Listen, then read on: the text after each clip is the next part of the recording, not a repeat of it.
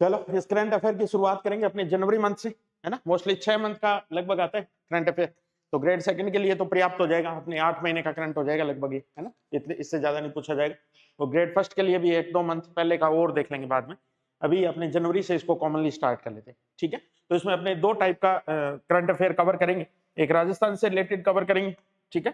तो grade second के अंदर तो रीट वाला पेपर है, उसके अंदर तो राजस्थान का ही करंट अफेयर मेंशन किया हुआ है, लेकिन ग्रेड फर्स्ट में अपने को नेशनल इंटरनेशनल करंट अफेयर जो है उसको भी देखना पड़ेगा थोड़ा सा, ठीक। तो पहले अपने राजस्थान का करंट अफेयर जो है उसी को कवर कर लेते हैं पहले, है ना। 3-4 मंथ का जो अप्रैल तक का है अपना, अब अप्रैल की एंडिंग आ गई, तो अप्रैल तक का अपने इसके अंदर आगे आने वाली 5-6 क्लास के अंदर 7-8 क्लास जितनी भी लगेगी उसमें अपने कवर कर लेते हैं इसको, ठीक है। चलो सबसे पहले अपने इस गत मंथ के अंदर यानी कि जनवरी मंथ के अंदर शुरू किए गए योजनाएं या कोई कौन कौन से कार्यक्रम रहे हैं जो चर्चा में रहे हैं, है ना। ये हर महीने आते रहते हैं नए नए प्रकार के कार्यक्रम, और पीछे की चलती हुई योजनाओं के अंदर अगर कोई नया नवाचार होता है तो वो भी करंट से अपडेट हो जाती है फिर, है ना। तो ऐसे ही कुछ अपने बात करते हैं। देखो एक योजना चलती है राजस्थान सरकार की जिसको मधुहारी क्लिनिक बोलते हैं अपने। ये मधुहारी शब्द जो है वो मधुमेह रोग से बना है, और मधुमेह को अपने बोलते हैं डायबिटीज। तो हमारा केंद्र सरकार के द्वारा एक कार्यक्रम चलाया जाता है राष्ट्रीय स्वास्थ्य मिशन के नाम से। उस राष्ट्रीय स्वास्थ्य मिशन के अंतर्गत इसकी शुरुआत की गई इस प्रोग्राम की। अब ये प्रोग्राम शुरू हुआ था, इसकी लॉन्चिंग जो हुई थी वो तो हुई थी 12 अक्टूबर 2024, है ना। 12 दूना 24 ऐसे याद रखना, 12 अक्टूबर 2024 को। अभी इसी जनवरी मंथ के अंदर, जनवरी 2025 के अंदर इसको 4 जिलों के अंदर इसकी पायलट प्रोजेक्ट के रूप में इसकी शुरुआत की गई है। तो वो 4 जिले कौन से जिनके अंदर इसकी शुरुआत हुई है, तो ये बड़े जिले हैं, जयपुर है, जोधपुर है, और कौन सा है, उदयपुर है, और चौथा डिस्ट्रिक्ट इसमें कौन सा है, नागौर है, ठीक है। और कुल मिला के 12 हॉस्पिटल के अंदर यह सुविधा शुरू की गई है। तो 12 चिकित्सा संस्थान जो है उनके अंदर यह सुविधा शुरू की गई है। जिले इंपॉर्टेंट है जो आपसे पूछे जा सकते हैं कि मधुवारी क्लिनिक योजना की शुरुआत पायलट प्रोजेक्ट के आधार पर कौन से जिलों के अंदर की गई है, तो ये जिले आपको विशेष याद रखने हैं। जयपुर है, जोधपुर है, उदयपुर है, 3 तो पूरे ही है, और एक इनके साथ क्या है, नागौर है, ठीक। अब इसको थोड़ा सा समझने की दृष्टि से मैं आपको बता दूं तो इसके अंदर फ्री इलाज दिया जाता है बच्चों को किस किस मामले में, उनको ग्लूकोमीटर, ग्लूकोज को नापने, लेवल नापने वाला जो उपकरण होता है उसको बोलते हैं अपने, इंसुलिन का स्तर क्या है उसका, और एक ग्लूकोज स्ट्रिप दी जाती है जिससे ग्लूकोज का टेस्ट किया जाता है। कहने का मतलब ये सारा बच्चों को क्या दिया जाए, फ्री इलाज दिया जाता है ना। और ये टाइप फर्स्ट डायबिटीज जो है उसको पहचानने का या उस रोग से पीड़ित बच्चों के लिए कार्यक्रम शुरू किया गया। तो पूरे ओवरऑल इंडिया के अंदर राजस्थान पहला राज्य है जिसने ये प्रोजेक्ट शुरू किया, फर्स्ट स्टेट है। अब आजकल के क्वेश्चन की प्रकृति थोड़ी करंट वालों की भी बदल गई है, ये सारी बातें इसलिए लिखवानी जरूरी हो रही है, काम तो इतनी से भी चल जाता हमारा, लेकिन आजकल क्या है, जैसे योजना पूछता है और उसके बारे में पूछता है इसमें से कौन सा कथन असत्य है। जैसे मधुवारी क्लिनिक योजना के बारे में कौन सा एक कथन असत्य है, तो ये सब पूछ लेगा कि पायलट प्रोजेक्ट में 4 जिलों के 20 संस्थानों के अंदर ये योजना शुरू की गई, या इसी तरीके से आ जाएगा जैसे टाइप 2 डायबिटीज के लिए ये योजना शुरू की गई, तो उसमें कोई असत्य कथन अपने को पहचानना होगा। तो मोस्टली इसके अंदर आगे पीछे की जो छोटी मोटी चीजें वो भी अपने को थोड़ी पता होनी चाहिए, ठीक है। अब टाइप फर्स्ट डायबिटीज क्या होते हैं, तो हमारी अग्नाशय ग्रंथि होती है, उसकी बीटा कोशिकाएं होती है, उनके क्षतिग्रस्त हो जाने की वजह से इंसुलिन हार्मोन प्रॉपर बन नहीं पाता है, और उसकी वजह से जो डायबिटीज होता है उसको अपने क्या बोलते हैं, टाइप फर्स्ट डायबिटीज बोलते हैं, ठीक है। तो ये मधुहारी क्लिनिक योजना जो है वो कौन से रोग से संबंधित है, टाइप फर्स्ट डायबिटीज से संबंधित है, ठीक है। तो 3-4 जो क्वेश्चन इसमें बनते हैं वो अपने देख लिए। चलो सेकंड इसी प्रकार की एक योजना है जिसका नाम है अंबेडकर डीबीटी वाउचर योजना के नाम से, ठीक है। ये डीबीटी का मतलब डायरेक्ट बेनिफिट ट्रांसफर के नाम से, है ना। और भीमराव अंबेडकर जी के नाम पे शुरू की गई योजना है ये अंबेडकर डीबीटी वाउचर योजना। वाउचर होता है एक तरीके का कूपन कोड, ठीक है। जैसे आपको कूपन दे दिया जाता है कि इसकी वैलिडिटी इतने टाइम तक रहेगी, तो आप उस कूपन को ले जाके कोई दुकानदार को दोगे या किसी को भी देगो तो उसके बदले में वो आपको क्या दे देगा, सामान दे देगा। तो ये कुछ इसी प्रकार की योजना है। अब ये योजना शुरू तो 2021-22 के अंदर की गई थी, है ना। बजट 2021-22 के अंदर राजस्थान सरकार ने इसकी घोषणा की थी। अभी इसके अंदर पिछले सत्र कितने छात्रों को लाभान्वित किया गया है, ये संख्या थोड़ी सी इंपॉर्टेंट है, याद रखना करंट के अकॉर्डिंग। इसके अंदर संख्या है 5500 छात्र, यानी कि डीबीटी वाउचर योजना से राजस्थान में पिछले सत्र यानी कि 24-25 के अंदर कितने छात्रों को लाभान्वित किया गया है, 5500 छात्रों को। अब इसके अंदर दिया क्या जाता है, ये कौन से डिपार्टमेंट की योजना है, तो ये भी याद रखना आप, सामाजिक न्याय और अधिकारिता विभाग। कौन सा, सामाजिक न्याय और अधिकारिता विभाग की योजना है, या ये इसका नोडल डिपार्टमेंट है जो इसको चलाता है। अब ये डिपार्टमेंट मोस्टली कौन से वर्ग के लिए कार्य करता है, तो ये SC ST OBC यानी कि पिछड़ा वर्ग जो है उसके लिए कल्याण के लिए काम करने वाला डिपार्टमेंट है ये। लेकिन इसके साथ साथ इस योजना का लाभ MBC वर्ग को भी मिलता है, मोस्ट बैकवर्ड क्लास है उसको भी मिलता है, प्लस EWS को भी इसके अंदर शामिल किया हुआ है। तो 5 कैटेगरी है इस योजना के अंदर, SC ST OBC MBC और छठी कौन सी है, पांचवी कौन सी है, EWS, विशेष आर्थिक समूह जो है उसके लिए भी ये योजना जो है वो शुरू की हुई है। अब इसमें कितने रुपए मिलते हैं, तो 2000 रुपए प्रति छात्र प्रति माह मिलते हैं, और वो रुपए वाउचर के रूप में दिए जाते हैं। कहने का मतलब नगद नहीं मिलेंगे, किसके रूप में मिलेंगे, वाउचर के रूप में मिलेंगे। तो ये 2000 रुपए प्रति छात्र प्रति माह सहायता दी जाती है। ये लगभग 10 माह दिए जाते हैं, 2 महीने छुट्टियों वाले छोड़ देते हैं, बाकी 10 महीने जो एजुकेशन या शिक्षा के होते हैं उनके लिए दिए जाते हैं। तो कुल मिला के इसमें जो राशि दी जाती है वो 20,000 रुपए दी जाती है। कितनी, 20,000। ठीक है। अब इस योजना का लाभ प्राप्त करने के लिए आय सीमा बनाई हुई है। ऐसे नहीं है कि सभी SC ST वर्ग वाले लोगों को यह लाभ मिलेगा या छात्रों को यह लाभ मिलेगा। इसमें इनकम का क्या बनाया हुआ है, एक स्लैब बनाया हुआ है। उतनी इनकम से कम आय वाले जो वर्ग है उन्हीं को इसका लाभ मिलेगा। तो वो आय सीमा, और देखो इसके अंदर SC ST MBC इन तीनों वर्गों के लिए आय सीमा जो रखी हुई है वो कितनी रखी हुई है, 2.5 लाख रुपए से कम रखी हुई है। कितनी, 2.5 लाख रुपए से कम इनकम वाले पेरेंट्स के बच्चे जो है उन्हीं को यह लाभ मिलेगा। OBC वर्ग के लिए सीमा और कम रखी हुई है। कितनी, 1.5 लाख रुपए से कम। और उसके बाद में EWS वर्ग के लिए यह सीमा सबसे कम है। कितनी, 1 लाख रुपए से कम।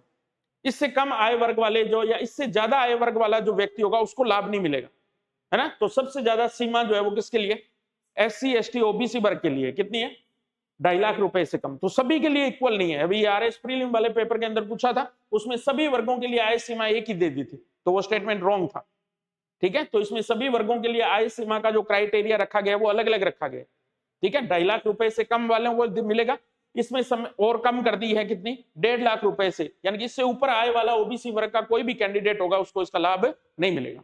तो अब ये मोस्टली ये योजना जो है, एक चीज और ध्यान रखना आप इसके बारे में, कि ये प्रतियोगी परीक्षा की तैयारी करने वाले लोगों के लिए नहीं है ना। ये ग्रेजुएशन यानी कि कॉलेज में अध्ययन करने वाले जो विद्यार्थी हैं उनके लिए ये योजना है। ठीक है। ग्रेजुएशन का मतलब क्या है, जो आर्ट साइड में, साइंस में, कॉमर्स में, इनमें घर से दूर रहकर जो बच्चे राजकीय महाविद्यालयों में पढ़ाई कर रहे हैं, गवर्नमेंट कॉलेज में पढ़ रहे हैं, उन्हीं के लिए योजना जो है वो लागू। ठीक। तो इसकी सारी बातें थोड़ी सी ध्यान रखिएगा। अंबेडकर DBT वाउचर योजना 5500 विद्यार्थियों को लाभान्वित किया गया है। आय सीमा क्या है, किसको लाभ मिलेगा, कितना रुपए का लाभ मिलेगा, ये सारी बातें हमने देखी। चलो, ये एक नया प्रोजेक्ट शुरू किया है, प्रोजेक्ट श्रम संबल के नाम से, है ना। इसके अंदर डायरेक्टली आपसे जिला पूछेगा, एक तो कौन से जिले के द्वारा ये शुरू किया गया प्रोग्राम है, तो राजसमंद जिले के द्वारा। वहां के कलेक्टर हैं जिनका नाम था बाल मुकुंद असावा के नाम से। कौन है, बाल मुकुंद असावा। उनके द्वारा शुरू किया गया एक पहल या एक नवाचार है ये। अब इस नवाचार के नाम से स्पष्ट हो रहा है, श्रम संबल, यानी कि श्रमिक वर्ग के जो बच्चे होंगे उनको संबल प्रदान करने के लिए योजना शुरू की हुई है। तो इसमें निर्माण श्रमिक जो होते हैं, जो कंस्ट्रक्शन का काम करते हैं, मकान बनाने वाले जो मिस्त्री होते हैं और मजदूर होते हैं, ये मान लो आप, उनके अंदर शिक्षा और कौशल विकास, यानी कि उनके जो बच्चे हैं उनके अंदर शिक्षा और कौशल विकास से जुड़े हुए जो श्रमिक है उनके बच्चों को ये लाभ दिया जाएगा। लेकिन इसके लिए पहले क्या है, लाभार्थी जो है ना उसका पंजीकृत श्रमिक होना जरूरी है ना। लेबर जो डिपार्टमेंट है, श्रम विभाग है, उसके अंतर्गत उसको क्या होना चाहिए, पंजीकृत होना चाहिए, रजिस्टर्ड होना चाहिए। उसके 2 बच्चों तक ये लाभ दिया जाएगा। 2 से ज्यादा बच्चे हैं तो लाभ नहीं मिलेगा, 2 बच्चों तक अधिकतम लाभ दिया जा सकता है इसमें।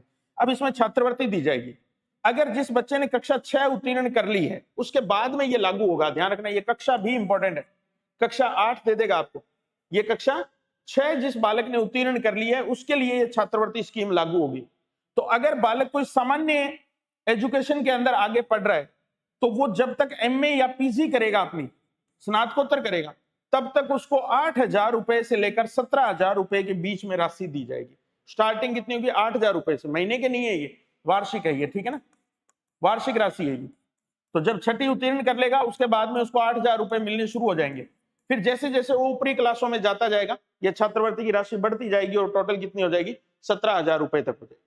लेकिन अगर कोई बच्चा व्यवसायिक शिक्षा में आगे जाता है, कोई मान लो प्रोफेशनल कोर्स करता है, कोई ITI करता है, कोई और कोई प्रोग्राम करता है, उस समय उसकी ये राशि 8,000 रुपए तो मिनिमम है ही है, बढ़कर ये राशि कितनी हो जाएगी, 25,000 रुपए हो जाएगी। तो ये प्रोजेक्ट जो चलाया गया है, इस प्रोजेक्ट को क्या नाम दिया गया, प्रोजेक्ट श्रम संबल। कौन से जिले के द्वारा शुरू किया गया है, राजसमंद। कौन से जिला कलेक्टर की पहल है, बाल मुकुंद असावा की। कितनी छात्रवृत्ति इसके अंदर दी जा रही है, 8,000 रुपए से लेकर 17,000 रुपए तक सामान्य शिक्षा के अंदर, और व्यावसायिक शिक्षा में ये राशि जो है वो कितनी है, 8,000 रुपए से लेकर 25,000 रुपए के बीच में ये राशि दी जाएगी। ठीक, तो प्रोजेक्ट श्रम संबल के नाम से इसको जानेंगे। चलो, एक योजना और है, शिक्षा सेतु योजना। ये शिक्षा विभाग की योजना है, राजस्थान सरकार के एजुकेशन डिपार्टमेंट की योजना है ये। और इस योजना के अंदर जो ड्रॉप आउट बालिकाएं हैं, और स्पेशल कौन, बालिकाएं, यानी कि ऐसी गर्ल्स जिसने अपना पढ़ाई बीच में स्कूल से छोड़ दी है, मान लो 6ठी पास की और फिर स्कूल नहीं आई, 7वीं पास की स्कूल नहीं आई, तो ऐसी बालिकाओं को हम क्या बोलेंगे, ड्रॉप बालिकाओं बोलेंगे या ड्रॉप आउट बालिकाएं बोलेंगे।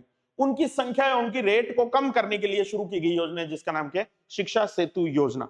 तो आ जाएगा शिक्षा सेतु योजना का संबंध किससे है, गर्ल्स से है। और कौन सी गर्ल्स के लिए, जो ड्रॉप आउट यानी कि ड्रॉप आउट रेट को कम करने के लिए, जो लगातार बढ़ रही है एजुकेशन के अंदर, उसको कम करने के लिए शुरू की गई एक योजना।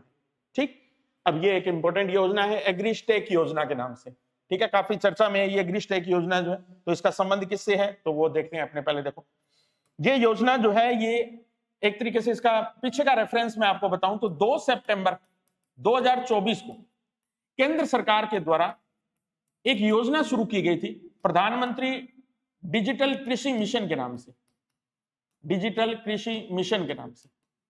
और इस योजना के अंतर्गत क्या है, 3 महत्वपूर्ण काम किए जाने प्रस्तावित किए गए थे। उसमें एक काम यह था कि हर एक किसान की पहचान की आईडी बनाई जाएगी। किसान पहचान की क्या बनाई जाएगी, आईडी बनाई जाएगी।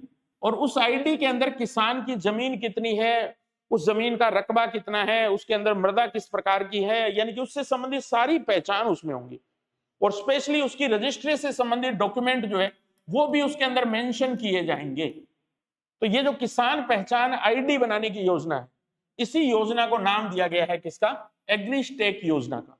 कौन सी, एग्रीस्टेक योजना। तो ये योजना प्रधानमंत्री डिजिटल कृषि मिशन जो शुरू हुआ था उसी के अंतर्गत एक शुरू की गई योजना।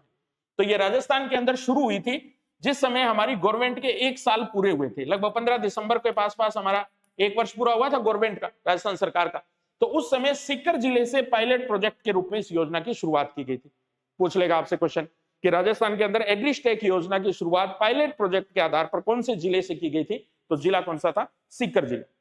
ये बात तो है दिसंबर 2024 की, लेकिन 5 फरवरी 2025 से इसको पूरे राजस्थान के अंदर लागू कर दिया गया। ठीक है, गांव गांव में कैंप लगते हैं इसके, और किसान जितने भी हैं उनकी क्या बनाई जाती है, फार्मर आईडी बनाई जाती है इसके। ठीक है, किसान आईडी का निर्माण किया जाता है। अब इसके अंदर क्या होगा, इस मिशन का उद्देश्य क्या है, कृषि संबंधित डिजिटल सार्वजनिक बुनियादी ढांचा। डिजिटल का मतलब सब कुछ ऑनलाइन होगा इसके अंदर, जितनी भी चीजें हैं किसान से संबंधित वो सारी क्या होगी, ऑनलाइन उपलब्ध होगी। जैसे भूमि का रिकॉर्ड जो बता रहा था मैं, रजिस्ट्री, फसल का रिकॉर्ड, मृदा का प्रोफाइल, ये सब इसके अंदर उपलब्ध करवाए जाएंगे। और इसमें किसानों को क्या दी जाएगी कि विशिष्ट डिजिटल आईडी प्रदान की जाएगी। तो 3 बातें याद रखनी है अपने को। एग्रीस्टेक योजना केंद्र सरकार के द्वारा प्रधानमंत्री डिजिटल कृषि मिशन के अंतर्गत शुरू की गई योजना है। नंबर 2 बात, पायलट प्रोजेक्ट के आधार पर सीकर में इसकी शुरुआत हुई थी। 5 फरवरी 2025 से इसको पूरे राजस्थान के अंदर लागू किया गया है। ठीक है, और इसके अंदर सारी जो सार्वजनिक बुनियादी ढांचा है वो कैसा उपलब्ध है, डिजिटली उपलब्ध है। ठीक, चलो इसके बाद में देखो ये प्रधानमंत्री विश्वकर्मा योजना। अब विश्वकर्मा भगवान जो है, इनका संबंध वैसे ये जो छोटे कारीगर होते हैं, जो हाथ से काम करने वाले लोग होते हैं, उनके आराध्य देव माने जाते हैं विश्वकर्मा जी। तो उनके लिए प्रधानमंत्री ने एक योजना शुरू की थी जिसमें क्या किया गया था कि वो जो शिल्पकार हैं वो अपने सामान के लिए कोई टूल किट खरीद सकते थे, है ना। तो जो उनको रोजगार के लिए जो सामान चाहिए, कोई किसी भी प्रकार का सामान हो, कोई छोटी मशीन हो सकती है, कोई करंडी किसी की हो सकती है, कोई किसी भी प्रकार की मटेरियल हो, तो उसके लिए इसमें 15,000 रुपए की राशि प्रदान की जाती है। कितनी, 15,000 रुपए की राशि। अब ये 15,000 रुपए की राशि 5% ब्याज पर दी जाती है जैसे बैंक की तरफ से। अब राजस्थान सरकार ने इसमें एक नवाचार किया है कि 2% जो है ना वो ब्याज अनुदान देगी राजस्थान सरकार। तो जो मिस्त्री है या जो विश्वकर्मा है उसको केवल कितनी राशि देनी पड़ेगी, 3% ब्याज दर के ऊपर ये राशि उसको उपलब्ध करवाई जाएगी। अब ये योजना भी 17 सितंबर 2023 को लागू हो गई थी। वैसे इस योजना की घोषणा जो है वो कब हुई थी, लागू कब हुई थी, ये 17 सितंबर 2023 को। लेकिन अभी ये नवाचार इसमें कर दिया है कि इसमें 2% अतिरिक्त ब्याज अनुदान देगी कौन, राजस्थान सरकार। तो इसमें टूल किट सहायता के लिए 15,000 रुपए की राशि दी जाती है, और इसके बाद में 500 रुपए प्रतिदिन के हिसाब से इसमें स्टाइपेंड दिया जाता है ना। स्टाइपेंड का मतलब होता है मुआवजा या वजीफा। मान लो आप कि जब व्यक्ति काम नहीं कर रहा है ना, जिस दिन काम पे नहीं गया या किसी वजह से काम नहीं मिला उसको, उस दिन उसको 500 रुपए पर डे के हिसाब से क्या मिलेगी, दिहाड़ी मिलेगी उसकी। ठीक है, तो ये स्टाइपेंड भी इसके अंदर दिया जाता है। और बिना गिरवी रखे लोन दिया जाएगा। पंजीकरण वाले मामले में राजस्थान की रैंकिंग जो है वो अभी क्या है, 6th रैंक है। ठीक है, प्रधानमंत्री विश्वकर्मा योजना के अंतर्गत राजस्थान की रैंक क्या है, 6ठी रैंक है। और एक चीज और ध्यान रख लेना आप, इसमें अभी एक नया डाटा और आया है कि वित्तीय सहायता उपलब्ध करवाने वाले मामले के अंतर्गत राजस्थान पूरे इंडिया के अंदर इस योजना में सेकंड रैंक पे है। ठीक है, वित्तीय सहायता यानी कि बैंकों से लोन करवाने के अंदर राजस्थान की रैंकिंग जो है वो क्या है, इसके अंदर second rank. First rank Karnataka की है और दूसरी रैंक जो है वो किसकी है, राजस्थान की है। तो प्रधानमंत्री विश्वकर्मा योजना के रजिस्ट्रेशन के मामले में राजस्थान 6th रैंक पे है और वित्तीय सहायता उपलब्ध कराने वाले मामले के अंदर राजस्थान क्या है, सेकंड रैंक। और प्रधानमंत्री विश्वकर्मा योजना का संबंध किससे है, तो छोटे कारीगर जो है, हस्तशिल्प का काम करने वाले जो कारीगर है, उनसे रिलेटेड योजना है। ठीक है, चलिए नेक्स्ट और देखते हैं। राजस्थान राज्य विधिक सेवा प्राधिकरण, इसको शॉर्ट में बोलते हैं रालसा। क्या बोलते हैं, रालसा। तो ये राजस्थान के अंदर क्या है, न्यायिक विवाद जो होते हैं उनका निपटारा करने वाली एक संस्था है। ठीक है, और स्पेशली ये किसके लिए काम करती है, विधिक जागरूकता उत्पन्न करने के लिए काम करती है ना, लोगों को कानूनी रूप से क्या बनाती है, जागरूक बनाती है। और विशेषतः छोटे बच्चे जो होते हैं उनके जो विधिक अधिकार हैं उनके संरक्षण के लिए भी कार्य करती है ये संस्था। तो इसको शॉर्ट में बोलते हैं अपने रालसा, और इसका वैसे नाम क्या है, राजस्थान राज्य विधिक सेवा प्राधिकरण के नाम से। अब इसने एक योजना शुरू की है कि 6 से 18 वर्ष के जो विशेष योग्यचन बच्चे हैं, है ना, स्पेशल कैटेगरी वाले जो बच्चे हैं, कोई विकलांग हो सकता है, कोई अंधा हो सकता है, कोई किसी भी कैटेगरी का हो, उसको 2500 रुपए प्रति माह के हिसाब से ये क्या देगा, छात्रवृत्ति देगा। और इसका एक प्रोजेक्ट और भी चलता है उड़ान कार्यक्रम के नाम से। कौन सा, उड़ान कार्यक्रम। उड़ान कार्यक्रम ये क्या करता है, बच्चों के कल्याण और अधिकारों की जागरूकता के लिए क्या चलाता है, अभियान चलाता है। जैसे स्कूल में जाता है और वहां बच्चों को बताता है कि आप बाल श्रम के अधिकार है, विरुद्ध आपको अधिकार है, कोई किसी प्रकार के आपके साथ कोई यौन उत्पीड़न होता है या किसी प्रकार का दूसरा कोई ऐसा कार्य होता है तो उसके प्रति भी आपको ये अधिकार प्राप्त है। तो ये सारे बच्चों के अंदर क्या करती है, विधिक जागरूकता उत्पन्न करने का कार्य भी करती है। और इसके लिए कौन सा प्रोग्राम चलाती है, उड़ान कार्यक्रम चलाती है। ठीक है, तो उड़ान कार्यक्रम का संबंध किससे, रालसा से। और इसके अंतर्गत क्या करता है, बच्चों को उनके विधिक अधिकारों की जानकारी या जागरूकता जो है वो इसके द्वारा उपलब्ध करवाई जाती है। ठीक, चलो नेक्स्ट देखो आप, देव ऋण योजना, है ना। देव ऋण योजना का संबंध भगवान देवनारायण जी से, और देवनारायण जी का नाम आते ही हमें पता चलता है गुर्जर जाति से। और गुर्जर जाति जो है उसका मुख्य व्यवसाय क्या है, पशुपालन। क्या है, पशुपालन। तो इसमें जो पशुपालक हैं उनको एक मुश्त 1,60,000 रुपए का ऋण उपलब्ध कराने की योजना है। कितने रुपए की, 1,60,000 रुपए की एक मुश्त ऋण राशि उपलब्ध करवाई जाती है। लेकिन इसमें ब्याज दर जो निर्धारित की है वो कितनी है, 4% है। और इसमें लाभ किसको मिलेगा, ऐसा पशुपालक जिसके पास कम से कम 50 पशु हैं, है ना। जो आप मान लो पशु बड़ा है, उसके पास एक पूरा डेयरी चलाता होगा वो कोई ना कोई, तो 50 गायें, 50 भैंसें, 50 भेड़ बकरी कुछ भी ऐसे हो, तो कम से कम 50 पशु उसके पास होने चाहिए, उसको इस योजना का लाभ मिलेगा। और इसमें लक्षित जो परिवार शामिल किए गए हैं वो कितने हैं, ये संख्या इंपॉर्टेंट है। बस कितनी है, 3011। कितने, 3011। ये संख्या पूछ ली जाती है ऑप्शन में अक्सर कि इसके अंदर 3100 है, 4100 है, 3011, इस तरीके की संख्या दे दी जाती है। तो देव ऋण योजना के अंतर्गत पशुपालक को 1,60,000 रुपए का एक मुश्त ऋण दिया जाएगा। सेकंड बात, इसमें 50 या अधिक पशु रखने वाले पशुपालक शामिल होंगे। 4% का इसमें ब्याज दर लगेगी ऋण के ऊपर। और दूसरा, 3011 परिवारों को इसमें लाभान्वित करने का क्या रखा गया है, लक्ष्य रखा। तो ये पिछले जनवरी महीने की 8 एक योजनाएं थी जो चर्चा में रही थी, या जिनकी शुरुआत हुई थी, या जिनके अंदर कुछ नया क्या हुआ था, अपडेट हुआ था। ठीक है, कि इससे लाभान्वित कितने हुए थे वगैरह वगैरह, सारी बातें हमने इसमें कर ली। चलो, अब कुछ एक अभियान भी इस समय शुरू किए गए। ये अभियान भी अक्सर पेपर के अंदर पूछे जाते हैं, तो अपने सारे अभियानों को एक ही जगह कर लिया है ना। तो ये आपको अब ध्यान रहेंगे कि कौन कौन से अभियान है। देखो आप, पहला अभियान लाडेसर अभियान। कौन सा अभियान है, लाडेसर अभियान। अब ये लाडेसर बच्चे ही होते, ठीक है ना। तो ऐसे बच्चे जो कि स्कूलों के अंदर पढ़ रहे हैं और कम वजन वाले हैं, है ना, उनका वजन जो है वो क्या है, कम है। कम होने का मतलब ये है कि वो कुपोषण से पीड़ित है। तो उनको एक लाडेसर पोषाहार किट दी जाएगी जिसके अंदर चने होंगे भुने हुए, गुड़ होगा, मूंगफली होगी, यानी कि इस तरीके की वो चीजें जो न्यूट्रिशन वाली है बच्चों के लिए, है ना, तो वो बच्चों को उपलब्ध करवाई जाएगी। तो इसके अंदर प्रति माह, ठीक है, एक लाडेसर पोषाहार किट जो है वो वितरित की जाएगी। ये प्रोग्राम कौन से जिला प्रशासन के द्वारा शुरू किया गया है, जयपुर जिला प्रशासन के द्वारा शुरू किया गया है। और कब शुरू हुआ है, 14 जनवरी से शुरू हुआ है।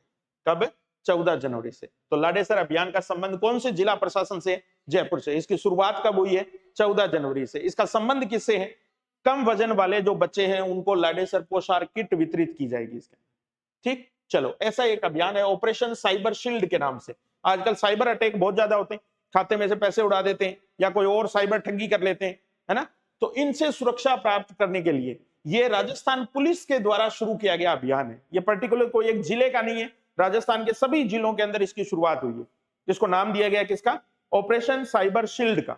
शील्ड का मतलब होता है सुरक्षा प्रदान करना, साइबर का मतलब साइबर अपराधों से। तो इसके अंदर साइबर सुरक्षा के लिए शुरू किया गया। तो इसकी शुरुआत वैसे 2 जनवरी को हुई है, तो 2 जनवरी से लेकर 31 जनवरी तक पूरे जनवरी माह में चला ये अभियान जो, ठीक है। तो अपने हनुमानगढ़ में भी इस अभियान की शुरुआत हुई थी ऑपरेशन साइबर शील्ड के नाम से। तो कई सारे साइबर ठगी के मामले इस समय पकड़े गए थे, अखबारों के अंदर रोज न्यूज आती थी उनकी कि इस व्यक्ति को पकड़ा है, इसको पकड़ा है। तो ये एक स्पेशल अभियान था जो कि साइबर ठगी को रोकने के लिए शुरू किया गया। चलिए, ये एक इंपॉर्टेंट सा अभियान है, मुख्यमंत्री शिक्षित राजस्थान अभियान के नाम से।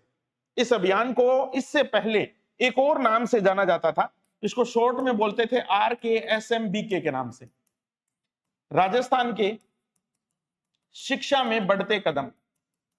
राजस्थान के शिक्षा में बढ़ते कदम, ये इसका पुराना नाम था। और अभी नई गवर्नमेंट बनी तो इसका नाम परिवर्तित करके क्या कर दिया, मुख्यमंत्री शिक्षित राजस्थान अभियान के नाम से इसको संबोधित किया जा रहा है। अब इस अभियान के अंतर्गत कक्षा 3 से 8 तक के बालक, 1 और 2 वाले नहीं है, कौन से, कक्षा 3 से 8 तक के जो बालक हैं उनके अंदर 3 सब्जेक्ट को लेकर के, अंग्रेजी, गणित और विज्ञान, उनके अंदर दक्षता विकसित करने के लिए एक मूल्यांकन प्रोग्राम है। मतलब उनकी परीक्षा होती है एक तरीके से, जैसे अभी इसी सप्ताह, पिछले सप्ताह इसकी एक परीक्षा जो है वो आयोजित करवाई जा रही है स्कूलों के अंदर, जैसे वार्षिक परीक्षा हो रही है उसी तरीके की परीक्षा इन विद्यार्थियों के लिए, कक्षा 3 से 8 तक के विद्यार्थियों के लिए एक और परीक्षा शुरू की गई है जिसका नाम है दक्षता आधारित मूल्यांकन परीक्षा।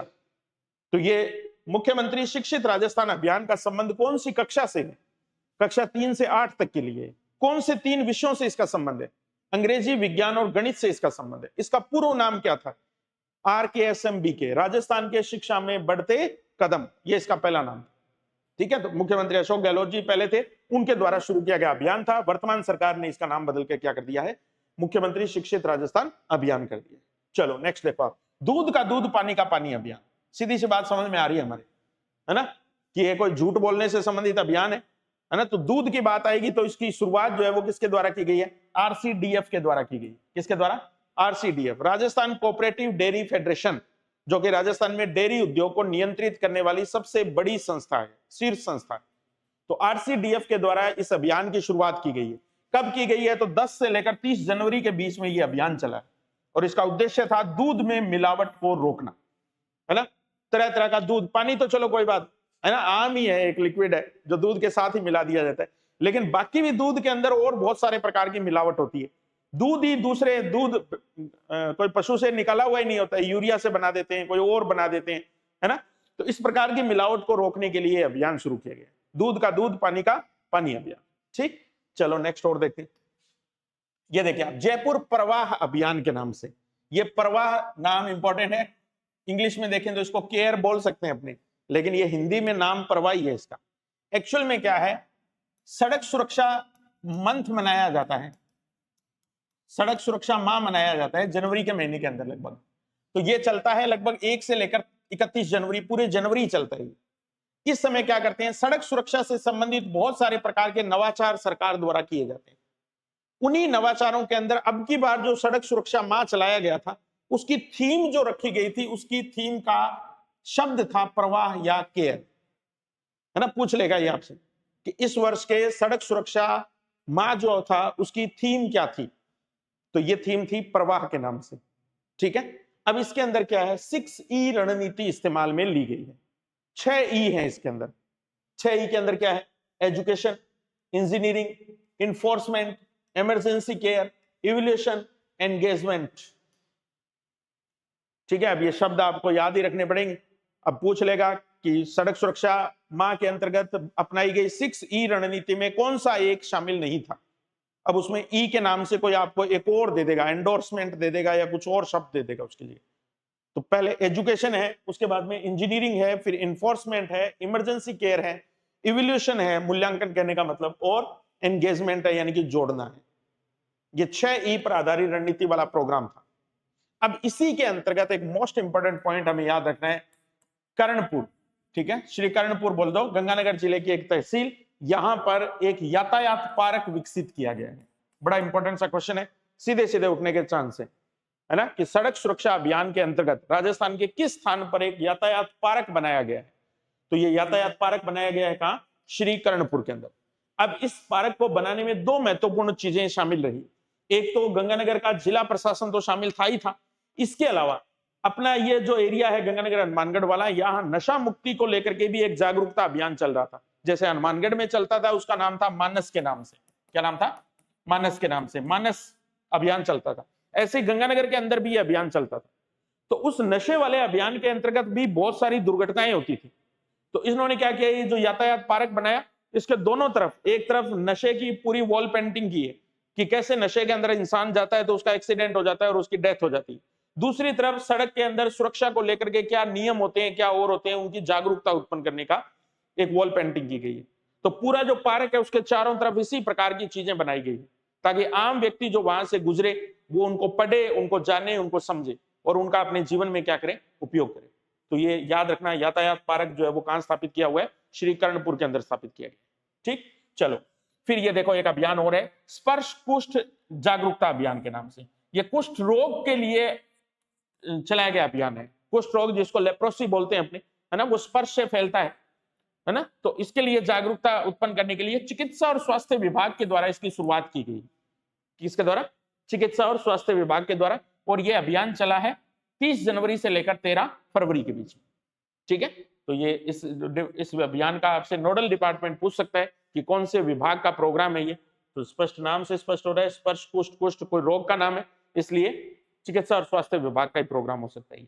चलो ये देखो, ऑपरेशन फ्री स्काई के नाम से, ऑपरेशन फ्री स्काई। अब मकर संक्रांति आई और जयपुर में खूब पतंगे उड़ती है उसे मकर संक्रांति वाले दिन। तो वो जो पतंगे उड़ती है उनकी वजह से बहुत सारे पक्षी जो होते हैं वो भी घायल होते हैं बेचारे, है ना। जो धागे होते हैं या उनसे पतंग की डोर होती है उससे बहुत सारे घायल परिंदे भी होते हैं। तो उन परिंदों को बचाने के लिए एक ऑपरेशन चलाया गया था जिसका नाम क्या था? ऑपरेशन फ्री स्काई के नाम से। अब इसमें कई सारी संस्थाएं भागीदार बनी थी। वो संस्थाएं कौन कौन सी थी? एक तो हमारे राजस्थान सरकार का पशुपालन विभाग इसमें शामिल था। दूसरा animal welfare board of India, Bharat का जो ऐसी एनिमल वेलफेयर के लिए काम करने वाला जो बोर्ड है वो शामिल था। राजस्थान का जीव जंतु कल्याण बोर्ड भी इसमें भागीदार था। और चौथा, जयपुर जिले की पशु क्रूरता निवारण समिति बनी हुई है, नगर निगम के द्वारा स्थापित की हुई है ये। तो इसके द्वारा भी ये प्रोग्राम जो है ये शामिल किया गया था। तो ये 4 संस्थाओं का सम्मिलित प्रोग्राम था जिसमें मकर संक्रांति पर पतंग की डोर से घायल परिंदों को बचाने का प्रोग्राम जो है वो शामिल था। तो इसको नाम दिया गया था किसका? ऑपरेशन फ्री स्काई का। ठीक, तो ये 5-7 अभियान हमने देख ली। और देखो, कर्म भूमि से मातृभूमि अभियान बड़ा इंपॉर्टेंट है। ठीक है, अभी शायद 1-2 पेपर में पहले देख रहा था, उसके अंदर इससे क्वेश्चन पूछे गए हैं। ये एक्चुअल में क्या है? केंद्र सरकार के द्वारा एक प्रोग्राम शुरू किया गया था जिसका नाम था कैच दी रेन अभियान के नाम से। कौन सा? कैच दी रेन अभियान। ठीक, अब इस अभियान की शुरुआत वैसे गुजरात से हुई थी। इंडिया गवर्नमेंट का प्रोग्राम है ये, गुजरात के सूरत से इसकी शुरुआत की गई थी। और जो CR पाटिल हमारे जल और संसाधन मंत्री जो है ना, उनके द्वारा इसका उद्घाटन किया गया। गुजरात से थे और गुजरात से इसकी क्या की गई? शुरुआत की गई। अब इसमें क्या होता है कि जो हमारी पुरानी वर्षा जल को संग्रहित करने वाली जो संरचनाएं बनी हुई है, अपने राजस्थान में तो बनी हुई है लेकिन और स्टेट्स में नहीं है जैसे। तो इसमें कहा गया कि ऐसे लोग जो राजस्थान से बाहर रहते हैं, बड़ा बिजनेस करते हैं, कोई व्यवसाय करते हैं, वो अपने अपने गांव में ऐसी संरचनाएं बनाए जिससे क्या है, वर्षा जल को संग्रहित किया जा सके और गांव वालों के वो क्या आ सके, काम में आ सके पानी। तो जो पुरानी जल संरचनाएं बनी थी उनको पुनर्जीवित करने के लिए और नई जल संरचनाओं का निर्माण करने के लिए, उनके लिए यह प्रोजेक्ट शुरू किया गया था। अब इसमें पूरा का पूरा प्रोग्राम जो था वो जन भागीदारी से ही चल रहा था। इसमें सरकार की तरफ से 1 रुपये का सहयोग नहीं किया जा रहा। पूरा जो कार्यक्रम चल रहा है वो किसके सहयोग से चल रहा है? भामाशाहों के सहयोग से चल रहा है। और इसकी शुरुआत राजस्थान के अंदर एक नए अभियान के नाम से की गई है जिसका नाम क्या है? कर्म भूमि से मातृभूमि। समझ गया मतलब इसका कि आप कहीं दूसरी जगह बिजनेस कर रहे हैं, कर्म भूमि तो वो है आपकी, लेकिन मातृभूमि आपकी कौन है? राजस्थान है। तो वहां शुरू किया गया प्रोग्राम था। डेट याद रखना आप इसकी, 15 जनवरी 2025, सांगानेर, जहां से मुख्यमंत्री निर्वाचित होकर आते हैं हमारे, है ना, सांगानेर विधानसभा से, वहीं से इसकी शुरुआत की गई।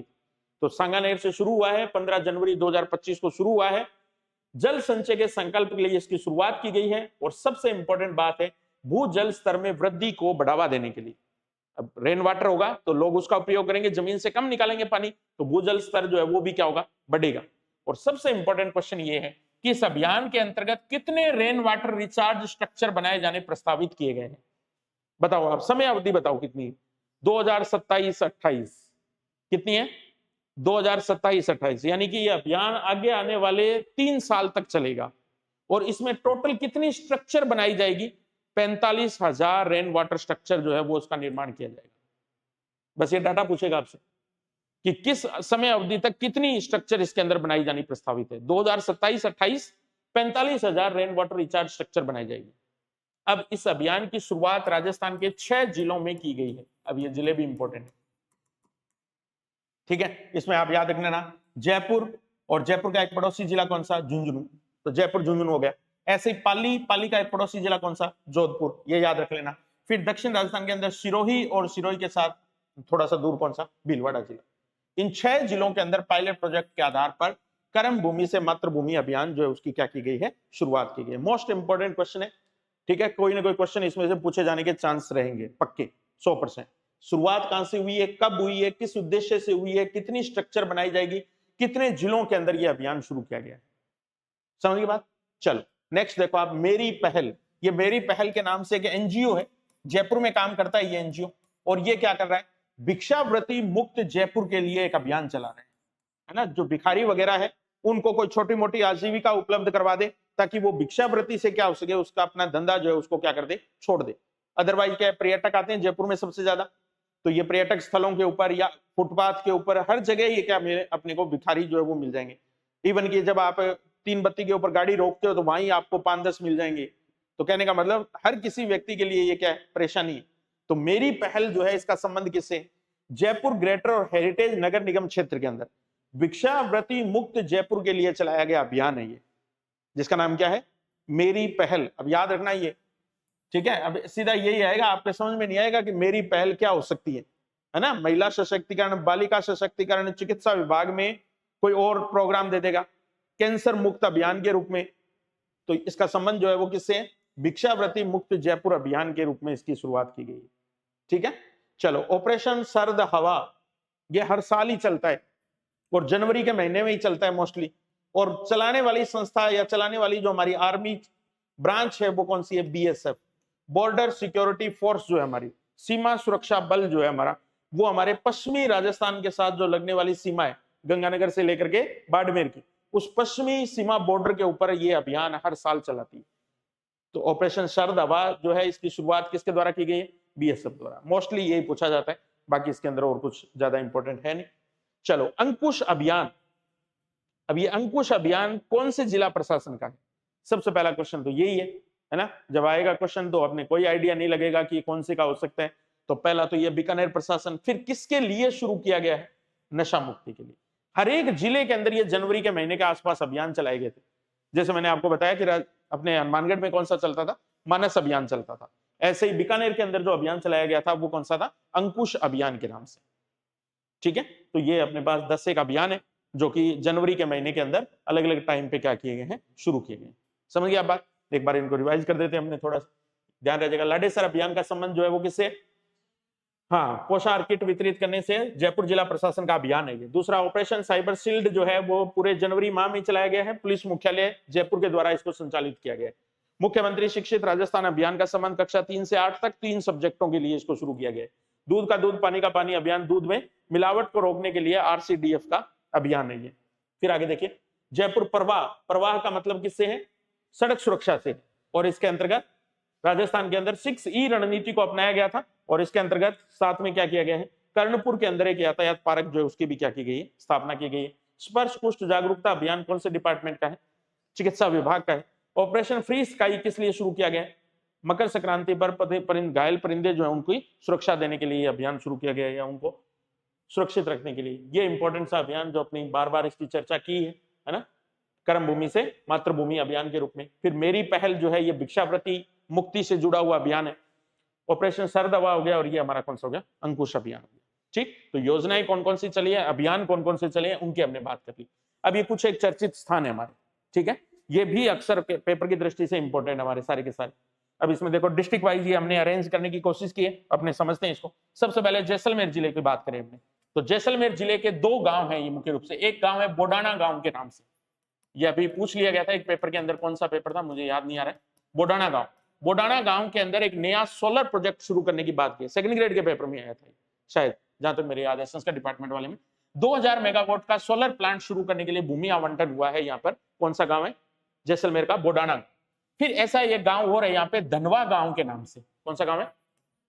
धनवा गांव। धनवा गांव के अंदर प्राचीन काल की हमारी एक संस्कृति के अवशेष मिले हैं, जिसको रंगकालीन संस्कृति का नाम दिया गया। ठीक है, रंगकालीन संस्कृति।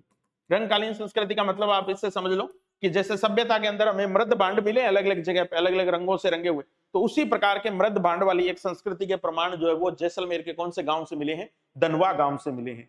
ये याद रखना, ये डायरेक्टली क्वेश्चन पूछे जाते हैं। और ये सभ्यता लगभग 2200 वर्ष पुरानी सभ्यता मानी जा रही है।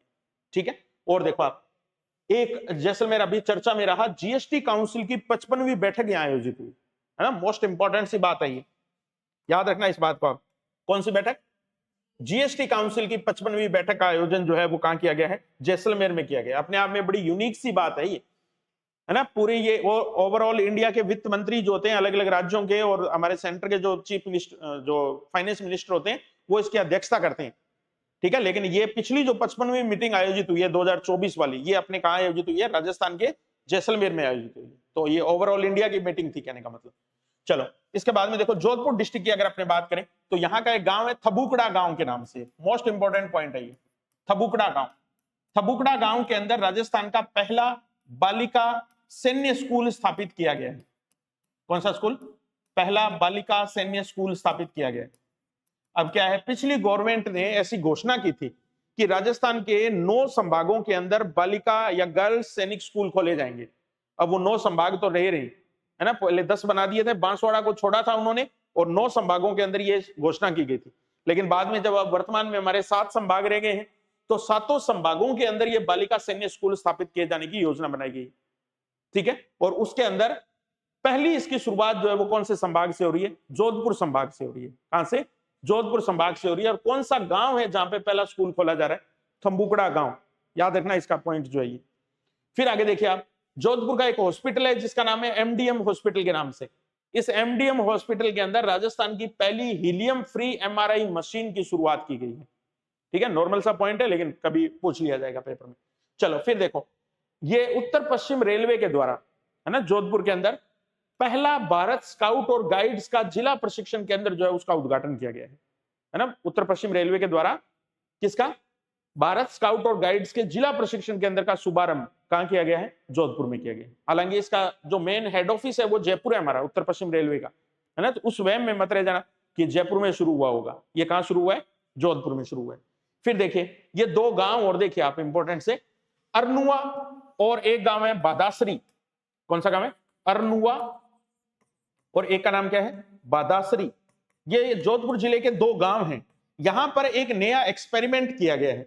वो क्या किया गया कि एम्स जोधपुर के द्वारा गांवों से ड्रोन की सहायता से मेडिकल सेवाएं उपलब्ध कराने की शुरुआत की गई है।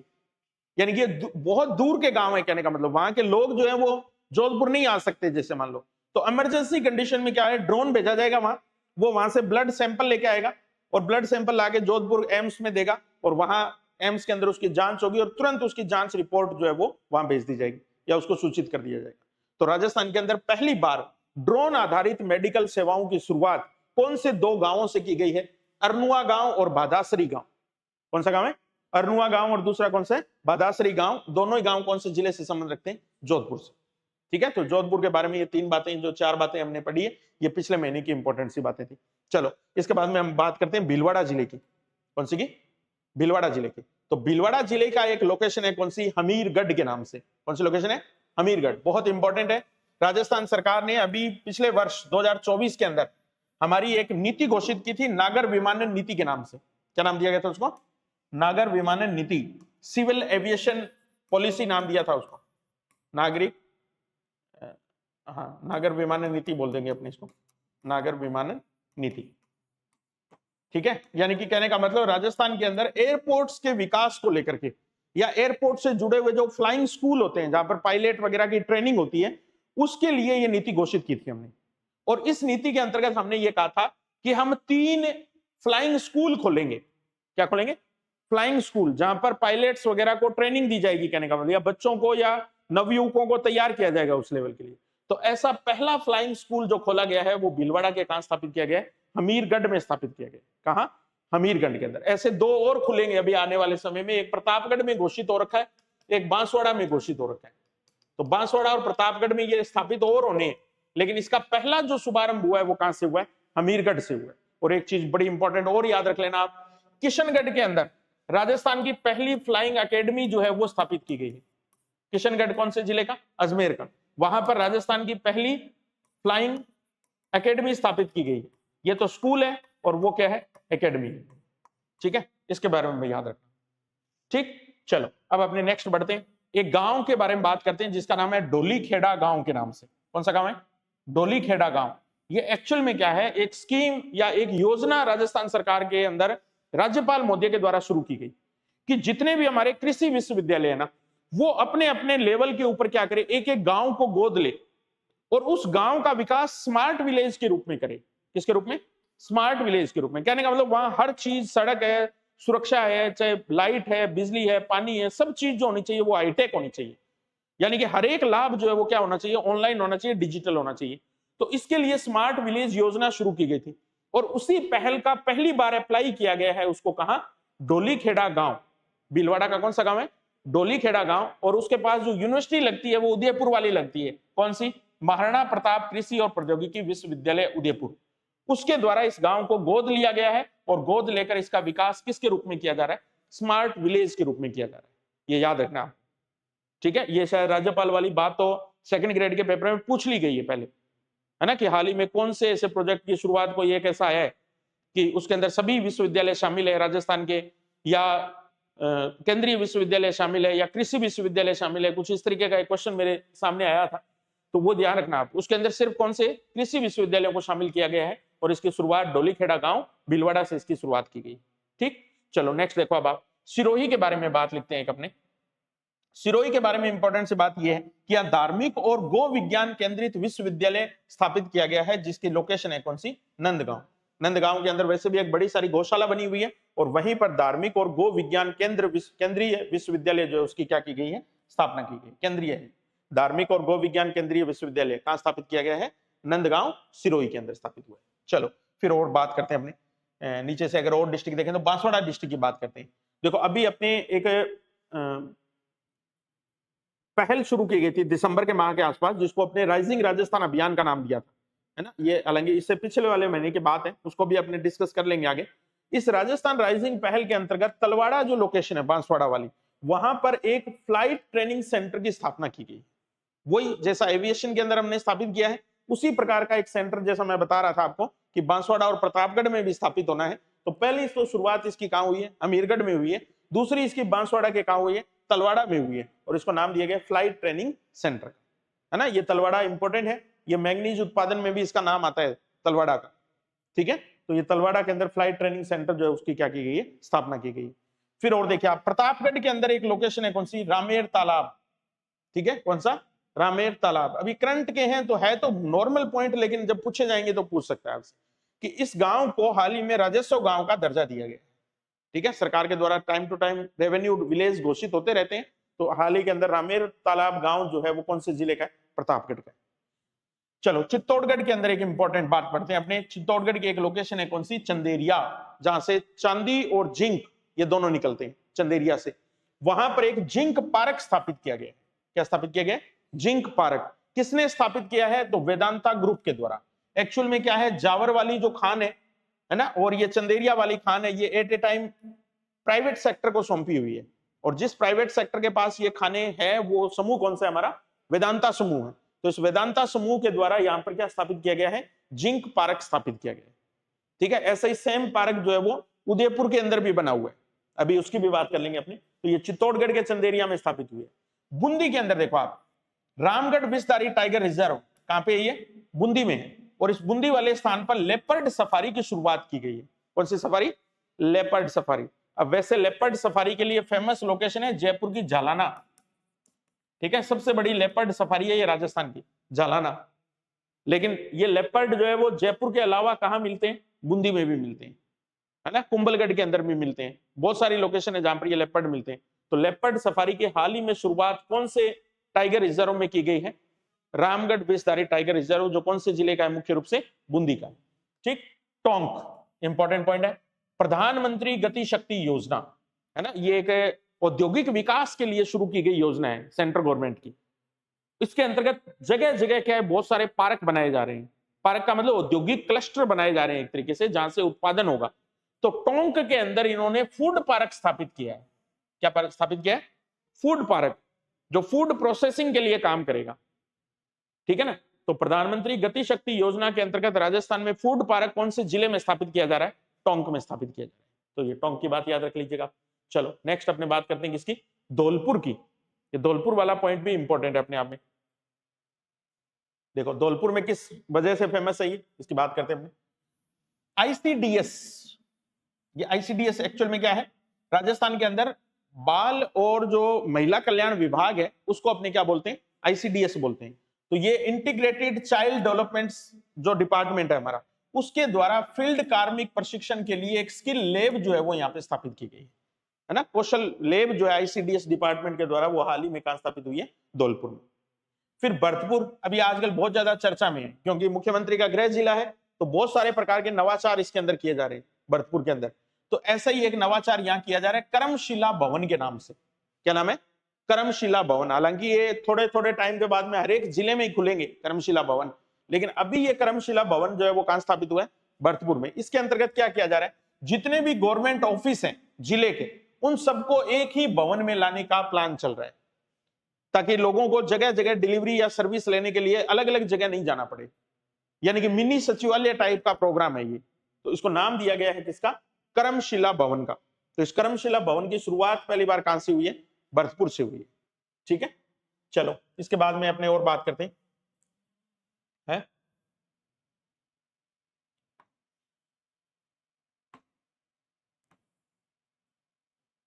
अजमेर की देखो आप। ठीक है, अजमेर के बारे में क्या बातें इंपॉर्टेंट सी, किशनगढ़ के अंदर ईएसआईएस हॉस्पिटल के लिए भूमि आवंटन हुआ है। ये एक ओवरऑल इंडिया का सबसे बड़ा हॉस्पिटल की रेंज मानी जाती है ईएसआईएस हॉस्पिटल के नाम से। तो उसकी लिए भूमि आवंटन जो है वो राजस्थान के कौन से जिले में हुआ है, किशनगढ़ के अंदर हुआ है, यानी कि अजमेर में हुआ है। इसके बाद में ये इंपॉर्टेंट है, देखो सिंगावल एक लोकेशन है यहाँ की, कौन सी, सिंगावल के नाम से। और ये सिंगावल लोकेशन क्यों इंपॉर्टेंट है, क्योंकि यहाँ पर देश का पहला रीजनल ड्राइविंग ट्रेनिंग सेंटर स्थापित किया गया है। कौन सा centre, regional driving training centre.